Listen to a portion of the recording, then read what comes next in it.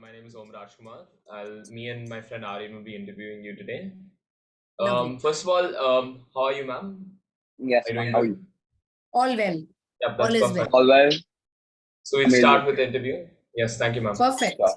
Where can you just tell me which school are you from? Where are you? I was just introduced yesterday Yeah, to ma'am. Yes, ma'am. Anshita, Yes, ma'am. and I don't even know who's interviewing me. Yeah, ma'am. So we are basically from Hirandani Foundation School International, Okay. and we all are great Powai. students. Powai. Powai. From the Powai branch. Powai. Yes. Yes. Hmm. So we all are great students, and this interview is basically for our project, which we are actually focusing towards mental wellness. Spreading mental awareness, spreading positivity everywhere. That's what we aim on, and that's what we focus on, and that's why we interviewing experts like you, so that we can get in-depth understanding upon how we can actually get a conclusion to it. How this spreads, how it all starts, everything. Well, Yeah. Okay. And also, using your help, we'll be able to help other people as well from the answers that you provide us in this Which interview. grade are you from? We're Grade in 10. grade 10. Grade 10. Grade 10. Okay. Grade 10. Yeah. Big boys. Big responsible ma'am. boys. Thank you, ma'am. Okay. So actually wellness is something that we are born with. We are always well. Have you seen a small child complain about not being mentally well? No. We are all born No. well. And as time passes or as we begin to be conditioned, that is when our wellness goes out of the window, because we are trying to be someone we were not born to be. Yes. So I'm trying to be my neighbor's son. I'm trying to be my mother-in-law's best daughter-in-law. I'm trying to be my husband's ideal wife. I am trying to be a person that might be accepted by society. So on a funny note, I had this parent who used to keep complaining to me almost all the time. And they would keep telling me, देखो ना madam, आप please हमारे बच्चे को समझाओ कि कितना सब कुछ तो देते हैं, बाजू वाले के बच्चे को इतना भी नहीं मिलता है, लेकिन वो 95% लेके आता है, इसको सब कुछ मिलता है, लेकिन वो इतना पढ़ाई भी नहीं करता है कि वो 80 भी लेके आए. आप कुछ समझाओ, उसको पढ़ने को बोलो. All that he said. I listened to him once, twice, thrice, 4 times. And I lost it because I'm very low on tolerance when it comes to intolerant parent. So I told the parent, I said, I understand your frustration, but do you understand genetic coding किसका? तुम्हारा के बाजू वाले का. अगर तुम्हारा genetic coding है, तो बच्चा तुम्हारे जैसा ही निकलेगा. तुम कितना भी मार पीट के पड़ोसी के जैसा बनाने की कोशिश करो, he's not going to be that child. Often True. we sow a chiku seed and expect a mango tree. Will not happen. Yes. It's not happening. Yes. So one responsibility as a parent, responsibility as a caregiver. When I say caregiver, all the caregivers, including my neighbors, my teachers, my friends, everybody who's conditioning me, all the socializing agents who help me become social beings, these people have to be aware. Now, please understand, we cannot give what we did not receive.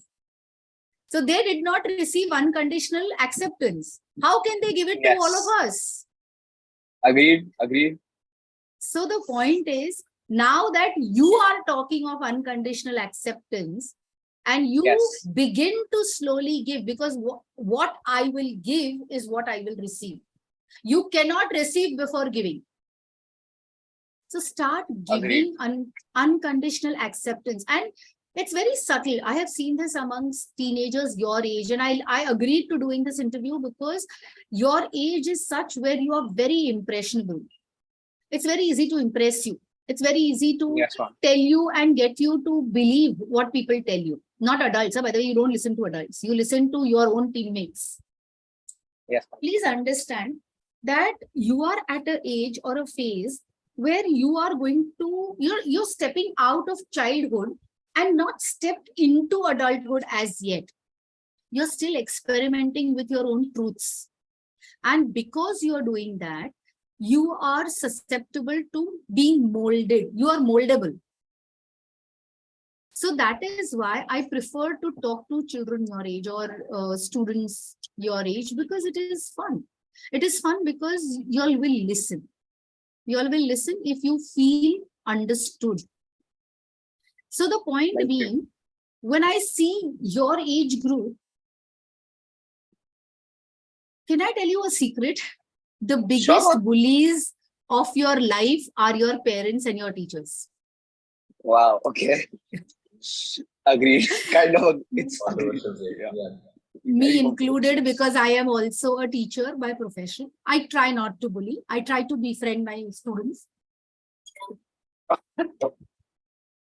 However, what I say, what I call as bullying, is love on their part.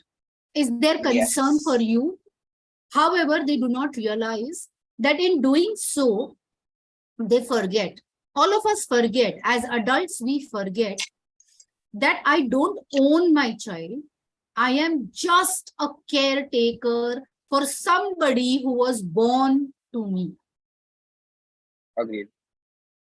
And how can I take credit 100% के मेरा बच्चा है? अरे नहीं बाबा, कितना genetic coding across how many generations has gone into the making of me.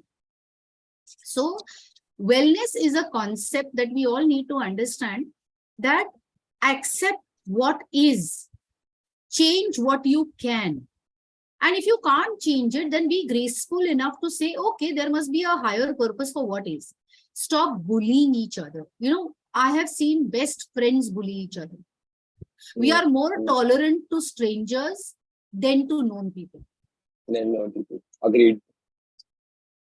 So does that answer your question, where it all begins? Where it all ends? When I die. That's ma'am. absolutely. So, moving on to our questions, ma'am. As a clinical psychologist and an author, what motivated you to delve into the field of mental health and write a book specifically addressing this topic? It's a very interesting question. I like the way you think and I like the way you are curious. So clinical psychology, I was driven to clinical psychology because usually most clinical psychologists have their own personal problems. Life sucks for them. I'm sorry, I'm going to use these beep words. You can edit it in your recording as and when. But life sucks. And then you're paying so much for therapy. Then you decide, okay, I'm going to become a therapist and I'm going to start working on myself. And that is how psychology begins to happen. So for me, psychology happened to me because I was very intrigued by the human mind, intrigued by how people are different or how people are same. So similarities and differences is what drew me to people. And then I realized that we are very similar in our core and we are very different in our expression. All of us have a fear of survival. All of us have anxiety. All of us are helpless. All of us want to belong. All of us want to have love affairs. We all want to be desired. These are core beliefs. And they are expressed in different manners to different people. So when I became aware of these things, then I slowly began to understand that you realize that, okay, I think I am knowledgeable. I think I am wise. Let me just put a few of my wisdom in a book. And that is why the author came into being. I have been a meditator, Aryan, for a very long time. And meditation helps me realize myself. It helps me to find who I am. And I'm still on a journey. I'm still on a very, very big journey. So when I find that, I realize that there is no end to knowing yourselves. But there are so many people who are on this path. So if I can pen a few words of what my experiences are or how I began to realize what is it that I began to know, understand about human mind. If I can let people know this is how I learned, there's no compulsion that you will learn in the same manner. But not all lessons I have to learn physically myself. No? I can learn from your experiences. Yes, agreed. So Then I chose to write a book because in my meditation, I was always seeing this book. It was always there that I need to write a book. I need to write a book. And I'm telling God, अरे भाई अगर book लिखना है तो topic भी बता, content भी download कर. What am I supposed to write about? book लिखो क्या ज्ञान बांटता है? Yes, totally agree. Yeah. So that is how the book came into being. But it all came because I felt the need. The book is my selfish need to make people aware so that they have a better quality of life. If they have a better quality of life, then automatically my surrounding changes because everyone is taking responsibility for their lives. When they take responsibility for their lives, then their environment changes. Automatically my environment changes. I am very selfish. So when that changes, then the whole world suddenly becomes a better place to live because each one is taking responsibility for themselves. Yes, ma'am. Agreed, ma'am. Absolutely agreed. And ma'am, I'm actually really inspired by how you came up with the book idea because not a lot of people do that, right? Most people just get an inner thought to write the book. But considering you've been meditating and trying to find a path to yourself and you found the book is really inspirational. And I feel like more and more people should look into meditation. As I would say, it is something that more and more people should practice. It's not commonly practiced. Do you know what is the difference between praying and meditating? Essentially, meditating is enlightening yourself, getting to know about yourself, and praying is essentially worshipping something of a higher faith or knowledge, whether you believe in something higher. Okay. So this is what you believe. My belief is slightly different than what you believe. For me, prayers is when I'm asking God to do something for me. I am telling God, do this for me. And I shall do that for you. Or maybe just do it because I am your favorite child. That is prayers. Meditation is when I shut up and I listen to God. That is the difference. In one, I am talking to him and I'm telling him what he should be doing. I'm saying he because I find it a very strong energy. It is not gender divided, but I don't know how else to express myself because at times I have found the energy very feminine. I have found the energy very male, depending on my needs. So that is the magic of the universal powers or the magic of meditation, that it gives you what you need, not what you desire. Do you know what is the difference between a need and a desire? A need is something that is needed to the human or us, actually, for that matter, and a desire is something we want. Okay, thank you so much. You are telling me what is a need based on a need. Based on a need, yes, there's no explanation. There's no external explanation to it. I will tell you, it's very simple. A need is something that is necessary for my survival. If I don't have it, then I might not survive. I need to belong to someone. If I don't belong, I will be lonely. If I'm lonely, I might die. So therefore, belonging to people or to surrounding is important. But I want to belong to that boy because I love him. I want to belong to that boy because he's my son. And I must receive love from him in A, B, C, D, E method only. If I want, so I am giving him love and he should return love to me in this method only. I will not accept any other means of love. So if I'm expecting love from Om, then Aryan cannot love me. And if Aryan loves me, it's okay, Aryan, you can continue to love me, but Om, you should also love me.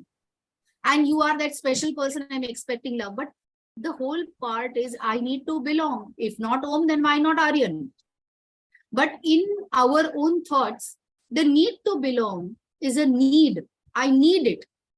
When I say I want to belong to Om, then it is a want. I am putting condition of how this need is going to be fulfilled. That is a difference. And suffering comes from wants, never from fulfilling needs. Your needs are fulfilled very easily and effortlessly. It is the want that causes suffering and takes away wellness. Thank you, ma'am. What you believe is the most significant mental health problems that people generally face today? And what do you think the significant impact that these problems cause on individuals and society as a whole? The most important thing, according to me, is we refuse to accept ourselves for who we are.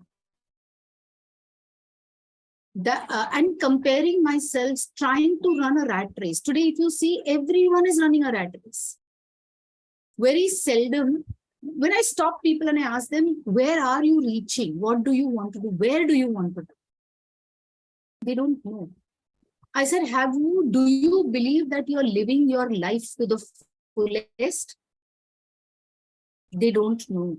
And everyone is in the journey of hoarding onto emotions, hoarding onto money, holding on to things they believe are not in abundance.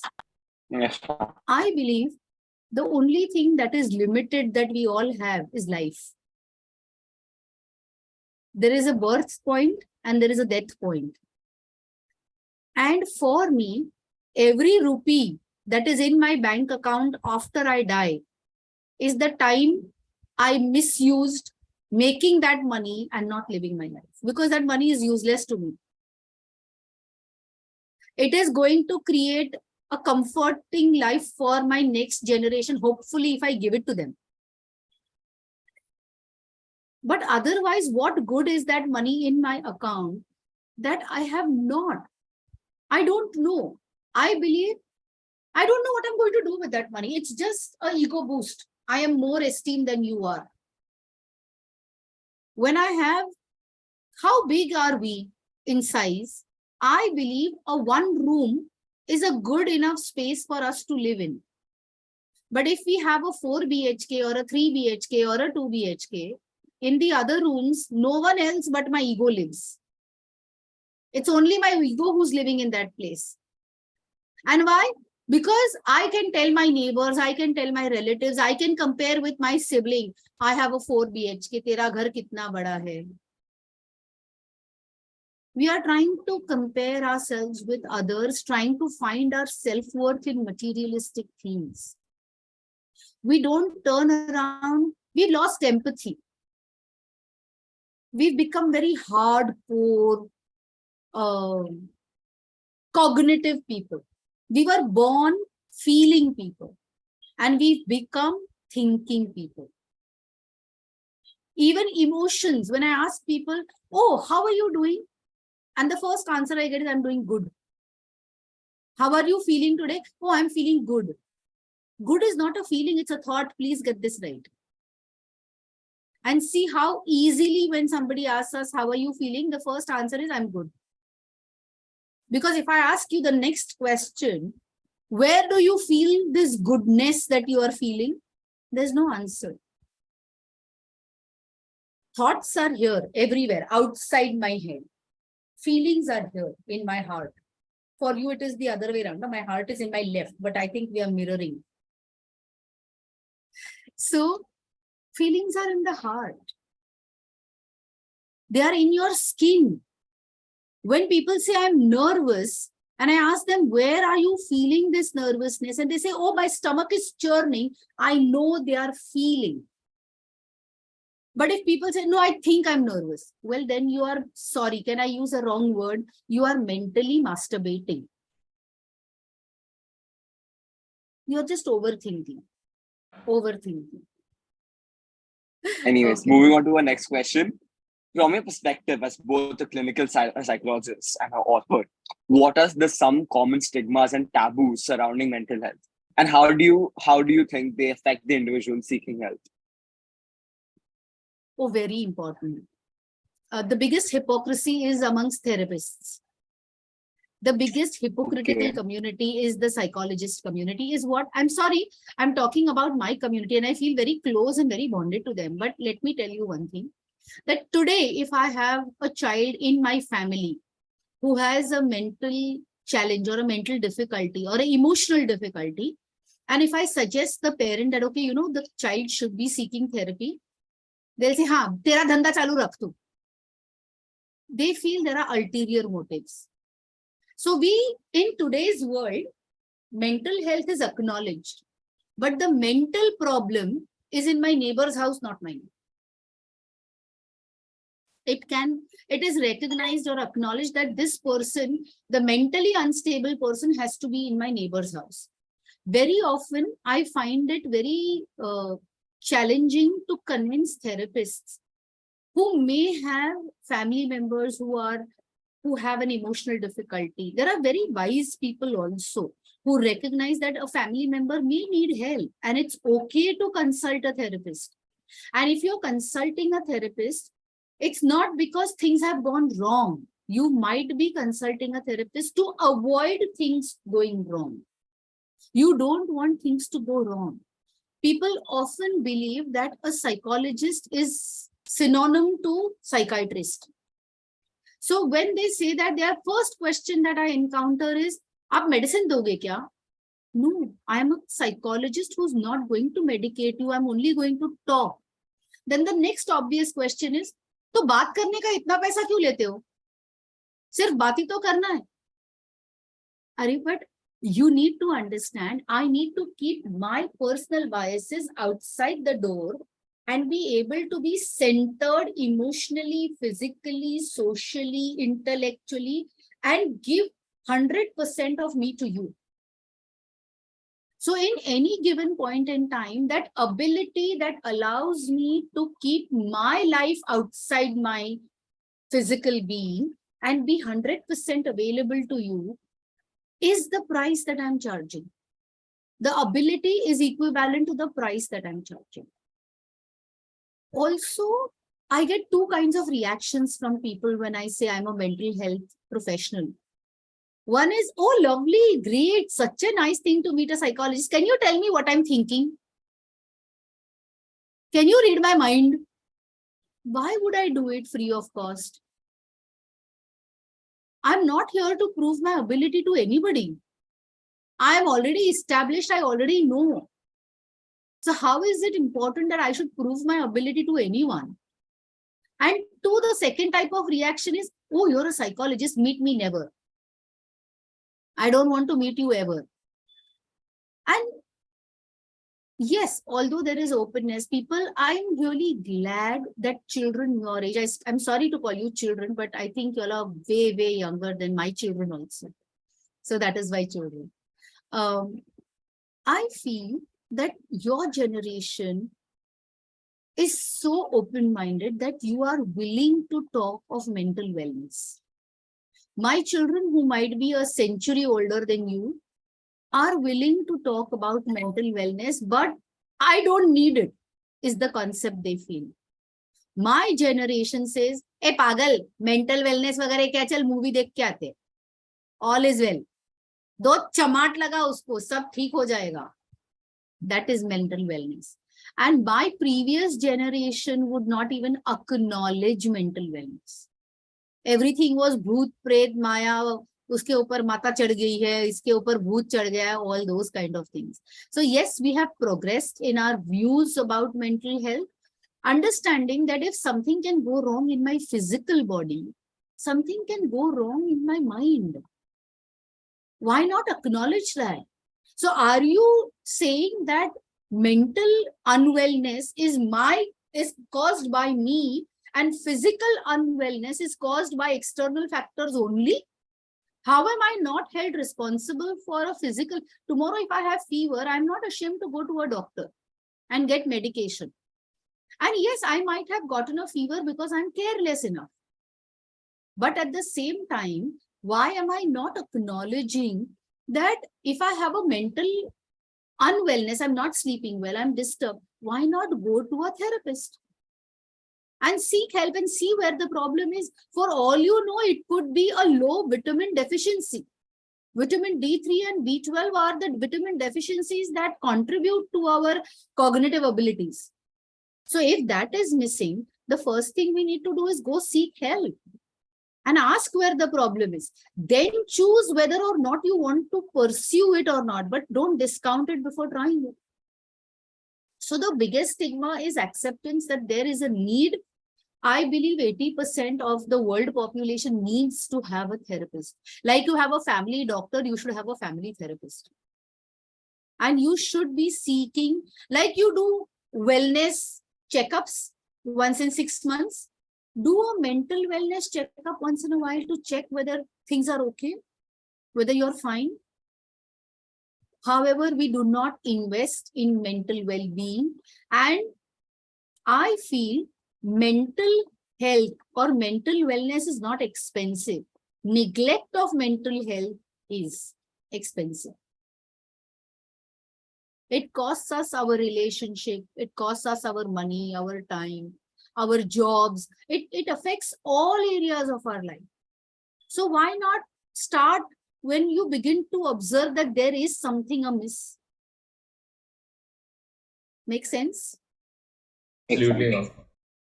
Cool. And I Ma'am, one completely point I agree. really appreciate. One point I Okay. really appreciate of yours is that we are, we continue to prove ourselves over and over and again to people we don't know. And that point of yours is actually pretty much true if we see it from a perspective Hmm. from our side, basically. Like, children like us, the students like us, we tend to, prove ourselves to our peers or our parents over and over again. And that's why I say we all go into a certain, a certain cycle that, oh, we have to prove ourselves again, get up, go prove yourself. That's how thinking has become. I believe so. And I really appreciate True. that point, man. Thank you. Yep. And I Moving absolutely on to our agree, next. ma'am, with I feel that it's actually very true because people think that going to therapy is like a sign that you're mentally unstable. When in reality, I completely agree with the fact that mental health is as important as physical health or emotional health. True. We True. go to the gym to exercise normally, and people don't consider that to be unnormal, right? But people think it's not normal to go to a therapist, and I feel that's literally the same thing as exercising because the only difference is you're improving your physical health instead of your mental health. And if you go to a True. therapist, you're going to improve your mental health. So I absolutely agree with that stigma, and I feel it's very prevalent in our modern day society. True. So, ma'am, moving on. Yeah, you talked about these stigmas and how they affect people and societies. Now, just to bounce back to that question, what do you think is the best way to essentially get rid of these stigmas and get people to be more aware about the fact that going to therapy isn't necessarily such a bad thing? So, Hmm. could you give any strategies or any suggestions as to how to get rid of the stigma? Perfect. So, valid question. I feel familiarizing people or talking about wellness, talking about it's okay to go to a therapist, accepting people who go to therapy, not wronging them, being compassionate to people who are in therapy. Often I have seen children or even adults, अच्छा ये therapy को जाता है. The minute that attitude comes in, either you are over sympathetic to the person and you don't want to be touchy, or you don't want to say anything that might hurt the person, which makes the person feel out of place because you're making the person feel in a spotlight where you're telling him that, oh, you are special because you're not mentally well. Now, nobody likes that kind of attention. Or two, it's made fun of. Oh, she goes to therapy. What is there? We can bully her, right? She'll go to therapy and she'll sort herself out. Not okay. If you have fever, don't you have people pampering you? Don't you have people actually giving medication to you and being a little more empathetic and considerate? Can we do the same for people who are seeking therapy and help? Can we actually maintain confidentiality? Do you realize that there are so many children from your school, your classmates who might be seeking therapy but won't speak about it because they are embarrassed, because they're not sure how to talk about it? They don't want to feel like idiots. So whose responsibility? Is it not your and my responsibility to make them feel normal? Is it because often I have seen, even as teachers, even as mental health uh, awareness creators, I want to say, sometimes when a student comes up to a teacher or comes up to a counselor and says, ma'am, I was in therapy yesterday, that's why I couldn't attend your class. And the obvious reaction of the teacher, instead of just saying, oh, all right, are you okay now? Are you fine? They say, huh, what happened? What did the therapist say? Who gave you the right to cross that boundary?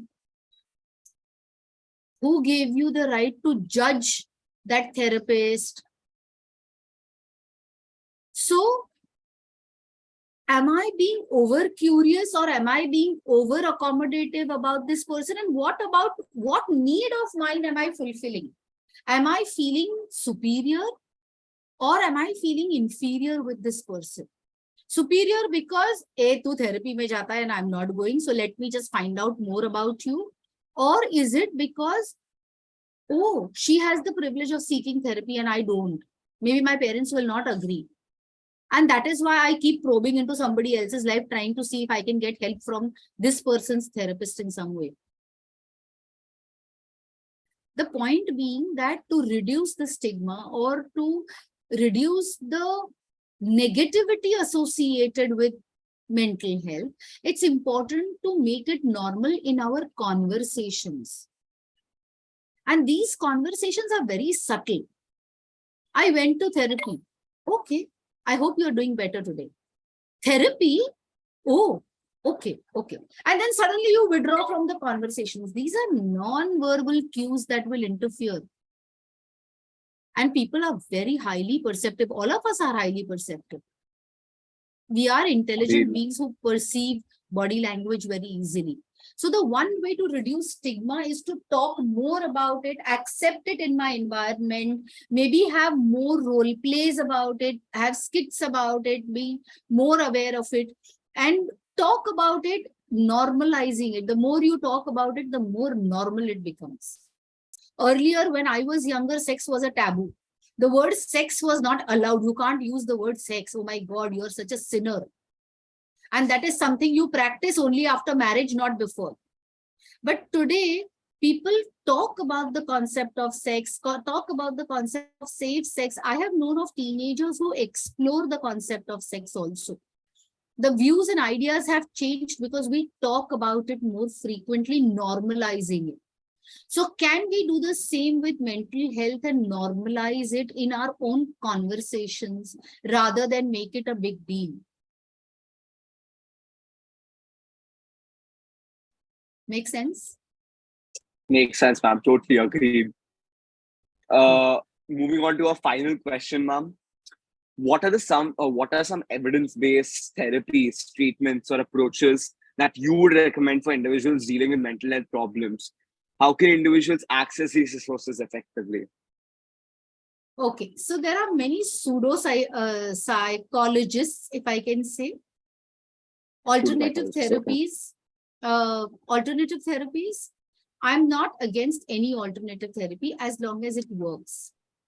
Often it is good to have a therapist who is trained and at least a master's in psychology from either counseling or clinical background. There are masters in psychology in other backgrounds, and then people do come from there and then they do certain counseling workshops and then claim to be therapists. I'm not saying they are not good therapists, but at the same time, you have to be careful about how you choose your therapist. One, see if you have a connect with the therapist, if you feel comfortable with the therapist. Talk to the therapist. You have a right to ask the therapist for their qualifications, their years of experience, what is their style of working. All this is your right. Like you would want to check out on a doctor before going to get healed from a doctor, you have a right to check on the credentials of your therapist. And to also understand, there are a lot of therapies that have come up. So one is cognitive behavioral therapy, which has always been there. People who are trained in CBT, REBT, people who are trained in mindfulness trainings, people art-based therapies where people are scared. Art-based therapy is more to do with trauma, more to do with people who don't open up or don't wish to speak about their problems so openly, or don't want to have an understanding of the problem but want to go deeper into healing. So there are different kinds of modalities of treatment. There is humanistic, psychodynamic, there are a lot of therapies. You have to find and figure out what style works for you. Not every style works. It's not one size fits all. Often I would want to be in control of a session. I want to know what's happening with me in session. I will not take orders from a therapist. So then I need to have a therapist who is client-centered, who will work according to me, who will work pace. Sometimes I just need somebody to direct me. So I might want somebody to be a psychodynamic person who tells me, okay, this might be the problem, this might be the problem, see how it resonates with you, and maybe work in that area. But the normal, what the book says is that humanistic, gestalt, behavioristic, cognitive, these are most commonly used therapies in practical sessions. However, the best part is that in India, we use an eclectic approach. So it's like a masala mix khichdi, a little of this and a little of this and a little of this. And that really works. It works because it caters to everyone's needs. There are not, I mean, in India, we we don't have specialists in a particular therapy, which is there abroad. So if in the Western countries, if I'm looking for a behavioral therapist, I can look up behavioral therapist in a certain state and I will have a list of people. In India, if you look for behavioral therapists, there'll be very, very few choices that you might have. They also might be available only in prime cities. They may not be available everywhere. However, going to therapy is important. What style works for you, figuring that out is important. Then it does not matter if the person is practicing, say, A or B or C or D modality. As long as it works for you, so be it. Perfect, ma'am. Thank you so much for your time, ma'am. It was amazing talking to you and Thank getting you. such insights. Obviously. Thank you, Yeah. ma'am. So Thank all you. the best to all of you, and hope to see you soar very, very high up in the sky. Stay grounded. Thank you, ma'am.